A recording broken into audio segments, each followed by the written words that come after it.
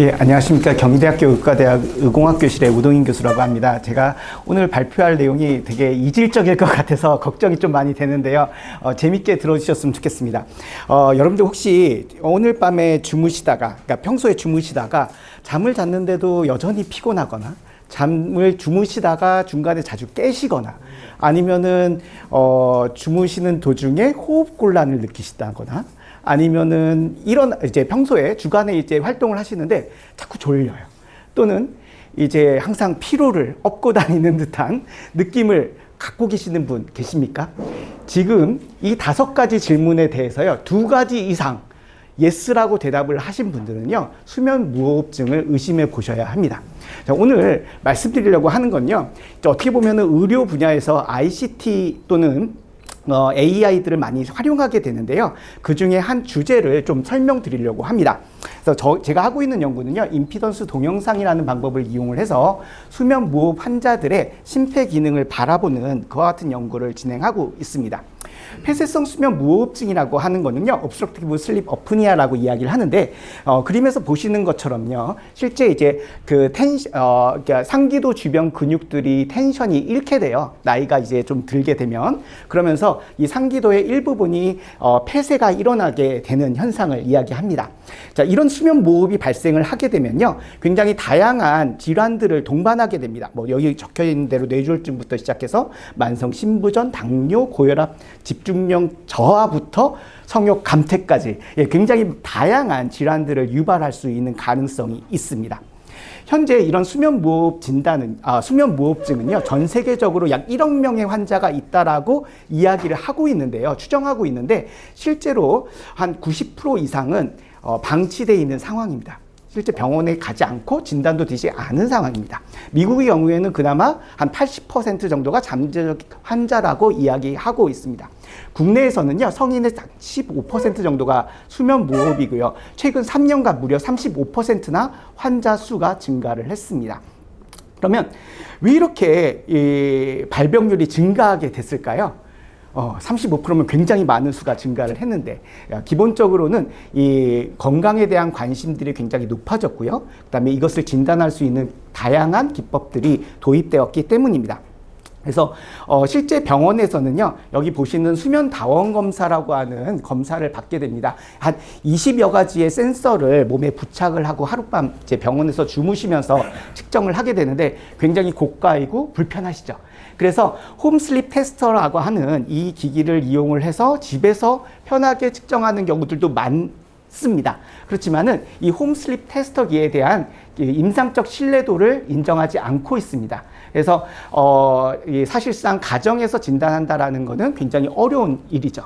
이런 일단 수면 무호흡증으로 진단이 되게 되면 여기 보시는 뭐 영국의 수술을 받는다거나 또는 이제 하악 전진 장치라 그래가지고 이제 마우스피스 같은 것을 물고 주무시는 거죠. 또는 이제 CPAP이라고 하는 이 양압기를 사용을 해서 사실상 이제 치료를 하고 있는 상황입니다. 근데 이 모든 것들이 다 불편하죠. 여러분들 생각해 보시면은 이 수면 무호흡 때문에 죽는 분들은 극히 드물거든요. 근데 이제 그것 때문에 마우스피스를 물고 잔다거나 이제 바람이 계속 들어가는 CPAP을 물고 잔다. 이거는 쉽지 않은 내용들입니다. 근데 그럼에도 불구하고 요즘에는 많은 분들이 이런 치료를 받고 있습니다. 이 수면 무호흡증이 얼마나 심각하냐라고 하는 걸 검사하기 위해서 아까 전에 병원에서 수면 다원 검사라는 거를 실제로 시행을 하는데요. 보시는 것처럼 이제 주무시다가 이제 호흡을 안 하는 이런 무호흡이 발생을 하거나 또는 호흡의 양이 이제 30% 이하로 줄어드는 이런 저호흡 현상들이 반복적으로 발생을 하게 됩니다. 이렇게 무호흡과 저호흡이 반복적으로 발생되는 이벤트 수를 시간당 발생된 수로 나타내는 이 AHI라고 하는 지표를 이용해서 중증도를 평가를 하는데요. 이제 5회 이하는 정상, 5회에서 15회는 마일드, 15에서 30은 모더레이트, 30 이상은 시비어라고 우리가 평가를 현재 하고 있는데요. 이거는 사실상 굉장히 많은 문제점을 가지고 있습니다. 근데 이런 수면 무호흡증이 사실 아까 전에 말씀드렸듯이 이것 때문에 죽는 경우는 굉장히 드물어요. 근데 많은 분들이 수면 무호흡증을 앓고 계시죠. 근데 이 수면 무호흡증이 다양한 질환과 연관돼 있다라는 것들이 영구적으로 발표되고 있습니다. 특별히 이 심혈관 질환의 관련성에 대해서 굉장히 많이 언급이 되고 있고요. 실제로 심혈관 질환으로 사망을 하는 경우가 가장 큰 원인입니다. 사망의 원인입니다. 그래서 사람들이 이제 이 수면 무호흡증과 심혈관 질환 사이에 어떤 관계가 있는가, 이런 것들에 대한 연구를 많이 하게 됐고요. 보시는 것처럼 이 하이퍼텐션, 즉 고혈압 환자들 중에 약 70에서 80%는 무호흡증 환자입니다. 그 다음에 하트 페일류를 갖고 있는 환자의 50에서 70%는 또 OSA 환자고요. 그 다음에 스트로크, 이제 뇌졸중에 발생하는 환자의 마찬가지로 50에서 70%도 무호흡증 환자입니다. 그만큼 두 개의 질환 사이의 관련성은 굉장히 높다라는 거죠. 그래서 이런 것들을 그러면은 이제 모니터링을 해야겠죠. 그래서 이제 호흡과 그다음에 그 심장 기능과의 이런 것들을 모니터링하기 위한 심폐기능 모니터를 병원에서 이제 진행을 하려고 하는데요. 이 호흡 모니터는 대부분 다 마우스피스를 하거나 또는 이제 기관지에 삽관을 하거나 또는 이제 캐뉼라를 거는 이런 좀 불편한 방법밖에 없어요. 그리고 이제 지금 하고 있는 대부분의 기기들이 뭐 SpO2라든가 엔드타이달 CO2 이런 것들을 측정을 하는데 굉장히 시간 지연성이 있습니다. 반면에 이제 혈액 관련돼 있는 이제 헤모다이나믹 모니터링이라고 얘기하는 것들은 대부분 이런 카테터를 삽입을 해야 됩니다. 이게 이제 병원에서 실제로 측정하는 방법이죠. 근데 카테터 삽입한다고 여러분들 이제 만약에 수면 무호흡증인데 내가 동맥혈 쪽에다가 카테터를 삽입하겠다. 이거 원하시는 분들이 거의 없으실 거예요. 예. 근데 이 방법이 현재 병원에서 정형적으로 쓰고 있는 방법입니다. 그래서 이제 저희는 저희 연구팀에서는 이제 어떻게 하면 비침습적으로 심장에서 한번 펌핑할 때 나가는 피의 양을 모니터링할 수 있을까, 또는 한번 호흡할 때 그 호흡량을 모니터링할 수 있을까, 이런 고민들을 했고요. 그래서 이런 것들을 비침습적으로 연속 측정할 수 있는 방법으로 저희는 임피던스 단층 촬영 기술이라는 것을 연구하고 있습니다. 내용은 굉장히 간단해요. 여러분들 이제 멀티미터로 저항 재시는 거 아시잖아요. 그런 것처럼 인체에 전류를 넣고 전압을 재면서 그 내부의 저항값을 계산을 합니다. 그리고 이제 인체 단면에 이 임피던스 영상을 복원하기 위해서 아주 간단한 이제 그 난리니어 프로블럼을 풀게 되는 거죠. 그렇게 되면 보시는 것처럼 호흡을 할 때 폐에 공기가 들어가는 영상, 그리고 폐와 심장으로 혈류가 이동하는 영상들을 복원할 수 있습니다. 그래서 이런 영상들은 사실은 기존에 여러분들 보셨던 CT나 MRI 펫 영상이랑은 좀 다르죠. 왜냐하면은 기존의 영상들은 대부분 굉장히 하이 레졸루션의 이미지들이었는데요. 저희는 이제 이미지의 레졸루션 자체는 굉장히 낮지만 이제 리얼타임이고 그다음에 펑셔널 이미지를 보여준다는 데 차이점이 있습니다. 그래서 저희는 2002년부터요, 이제 경희대학교 임피던스 영상 신기술 연구센터라는 ERC 과제를 시작으로 지금 센터가 운영이 되고 있고요. 초대 센터장이셨던 우웅재 교수님 다음에 제가 지금 현재 센터장을 맡고 있습니다. 그래서 2002년부터 지금까지 계속해서 이런 연구를 진행을 하고 있습니다. 그래서 초기에 이런 작품들이 있었고요. 그다음에 이제 최근에 이 인체 대상으로 하는 이런 연구들을 진행을 했습니다. 그래서 연구실 창업도 했고요. 그래서 주식회사 바이랩이라고 하는 회사를 연구실에서 창업을 해서 현재 식약처 허가를 받은 제품을 판매할 수 있는 상황이 돼 있습니다. 저희는 그동안 다양한 동물 실험과 임상 시험 그리고 임상 연구들을 진행을 했고요. 그래서 그것을 통해서 몇 가지 결과들을 보여드리도록 하겠습니다.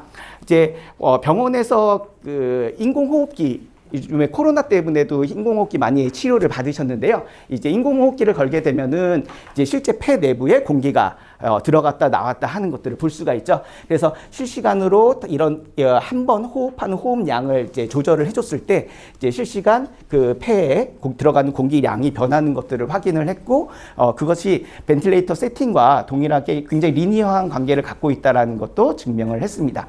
또한 이제 호흡만 보면은 이제 사실상 심장의 기능 이런 것들을 보기가 어렵기 때문에 저희가 이제 측정된 임피던스 영상으로부터 PCA, ICA 기법들을 이용해서 이 혈류와 그리고 이 기류의 이 두 가지 인포메이션을 분리해내는 기법들을 연구를 했고요. 그를 통해서 호흡과 혈류 영상을 분리해내는 것들을 했습니다. 요거는 이제 동물 실험했던 내용인데요. 이제 보통 이제 출혈 같은 거 생기면 병원에서 어떤 일을 하냐면은 이제 수액을 넣어주는 치료를 하게 됩니다. 근데 수액을 이제 한 번에 많이 넣게 되면 문제가 생겨요. 그래서 이제 그 작게 나누는 미니 플루이드 챌린지라고 이게 작은 양을 여러 번 넣어주는 수액 치료들을 많이 하는데요. 그런 수액 치료를 했을 때 실제로 이 한 번 심장 펌핑할 때 나가는 그 혈액량이 이렇게 증가하는 것들을 실제 리얼타임으로 측정을 했고요. 예를 들어서 굉장히 많이 넣어주면 문제가 생겨요. 수액을 굉장히 뭐 이게 출혈 많이 생기면은 냅다 들이붓는 경우들도 있거든요. 응급실에서. 근데 그런 경우에는 나중에 문제가 생기게 됩니다. 근데 그런 것들도 이 이후에 디텍션 하는 것들을 이제 확인을 했습니다. 그래서 저희는 이런 기법을 이용을 해서 실시간으로 일회 환기량, 일회 박출량들을 측정을 하면서 다양한 임상 파라메타들을 측정을 했고요. 이 기법을 수면 다원 검사 중에 적용을 해 봤습니다. 그랬더니 보통 이제 수면다원 검사는 하룻밤 동안 한 8시간 정도 측정을 해요. 그래서 이게 이제 8시간 측정된 데이터고, 아까 전에 20여 개의 센서를 달아서 측정을 한다 그랬잖아요. 그래서 굉장히 많은 센서 출력값들이 동시에 나옵니다. 그리고 저희가 이제 임피던스 동영상을 이용해서 이제 측정한 타이달 볼륨하고 스트로크 볼륨이 이제 같이 나오게 되는 거죠. 보시는 것처럼 무호흡과 그다음에 이제 이 무호흡이 이제 중간에 발생을 한 건데, 이 중간에 무호흡 발생했을 때 실제 타이달 볼륨 자체가 줄어든 것, 이게 안 나오는 것들을 보실 수가 있습니다. 그리고 이제 저호흡도 굉장히 다양한 형태의 저호흡들이 있어요. 예를 들어서 뭐 여러분들 숨을 안 쉬면은 이렇게 깨거든요. 이게 잠에서 깨어나요. 그런 걸 이제 어라우절이라고 얘기를 하는데, 어라우절을 동반하는 저호흡이 있고, 그 다음에 이제 디세츄레이션이라고 해서 혈류량의 산소가 저하되는 그런 저호흡도 있습니다. 그래서 다양한 저호흡 현상들이 발생했을 때 타이달 볼륨이 실제로 줄어드는 것들도 저희 기술로 확인을 했습니다. 또 이제 플로우 리미테이션이나 레라라고 하는 이제 조금 이거는 좀 어드밴스된 내기들인데, 지금 이거는 무호흡으로 치지 않는 이벤트들이에요. 그런 것들도 우리가 검증을 할 수 있다라는 것을 확인을 했었습니다. 그래서 저희는 이 수면 무호흡 이벤트에서 일회 환기량이 어떻게 변화하는지를 이제 쭉 연구를 해보니까, 실제로 이벤트가 발생했을 때 다양한 이벤트 종류에 따라서 타이달 볼륨이 감소한다. 예, 실제 호흡량이 감소한다라는 걸 봤고, 그 이후에 회복 기전으로 더 많은 하이퍼벤틸레이션, 더 많이 과호흡하는 현상들이 발생하는 것을 확인을 했습니다. 근데 이게 호흡에만 영향을 미친다. 그러면 이제 큰 문제가 안 되는데, 이게 혈류에도 영향을 미치는다라고 하는 걸 이제 저희가 같이 보게 됐어요. 그래서 아까 전에 말씀드렸던 다양한 종류의 이제 저호흡하고 그다음에 무호흡 현상들이 발생을 했을 때 실제로 심장에서 한 번씩 박동했을 때 나가는 피의 양들이 이 이벤트마다 변하는 양들이 다르다라는 걸 볼 수가 있죠. 한 번 하룻밤 주무실 때요. 보통 이제 이벤트가 물론 이제 마일드냐 모더레이트냐 시비어냐 이런 중증도에 따라서 다르긴 하지만 시비어인 환자분 같은 경우에는 하룻밤 새에 약 한 300번 정도의 이벤트가 일어납니다. 그러면은 300번 정도 심장이 쪼그라들었다, 다시 회복됐다. 이런 현상을 반복하게 되는 거예요. 그럼 심장에 굉장히 많은 부하가 걸리게 되는 거죠. 그래서 이런 문제들이 실제로 일어난다라는 거를 저희 기술로 보여드렸고요. 그래서 또 이제 혹시 많이 남았나요? 괜찮습니다. 예. 그 다음에 이제 이 수면 무호흡이 어떤 분은 이제 저희가 10초 이상은 무조건 수면 무호흡으로 정의를 내리거든요. 근데 어떤 분은 20초인 분, 어떤 분은 30초인 분, 심한 분은 1분이 넘어가는 무호흡 현상들이 일어나기도 합니다.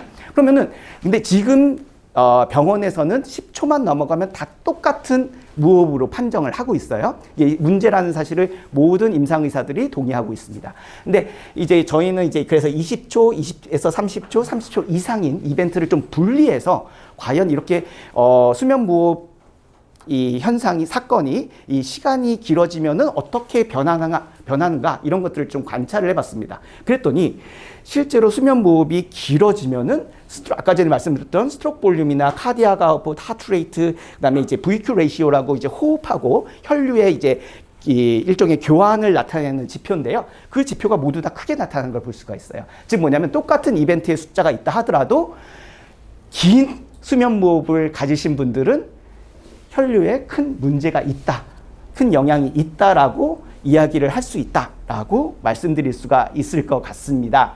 그래서 저희는 이제 이런 호흡과 혈류를 동시에 모니터링할 수 있는 이런 기술을 개발을 해서 현재 이거를 수면 무호흡 연구에 사용을 하고 있고요.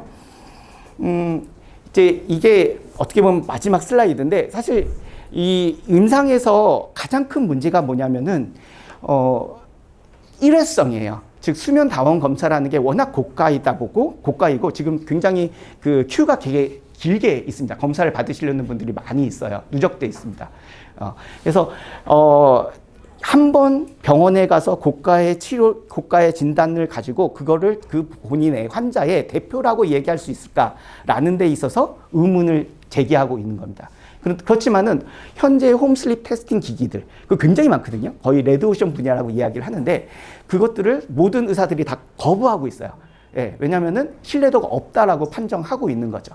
그래서 이 부분을 어떻게 하면은 해결할 수 있을까, 이런 고민들이 사실 제가 이제 ICT 플랫폼 학회에 발표를 요청받으면서 사실 고민을 나누어 보고 싶은 그런 토픽이고요. 그 다음에 이제 현재 굉장히 다양한 라이프 로그 데이터를 축적하는 시스템들이 있습니다. 근데 그거랑 그 다음에 병원 수준, 그러니까 임상 수준에서 억셉트 할 수 있는 데이터와의 어떤 관련성, 이런 부분에 대해서 조금 더 연구가 필요하지 않을까라는 생각이 들고요.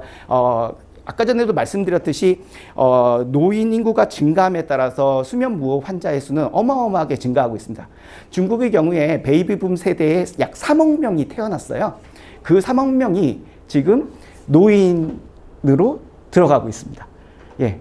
그러니까 우리나라만큼 굉장히 빠르게 초고령 사회로 진입할 거라고 예상을 하고 있고요. 우리나라보다 훨씬 더 인구가 많기 때문에 그 파급력은 더 할 거라고 생각을 하고 있습니다. 그래서 이분들이 가지실 수 있는 이 수면 무호흡 현상들 또는 수면 무호흡증 때문에 발생할 수 있는 심폐기능 저하, 이 부분에 대해서 좀 더 능동적으로 대처를 해야 되지 않을까라고 하는 것이 제 지금 발표의 마지막 발언이었습니다. 예, 감사드립니다.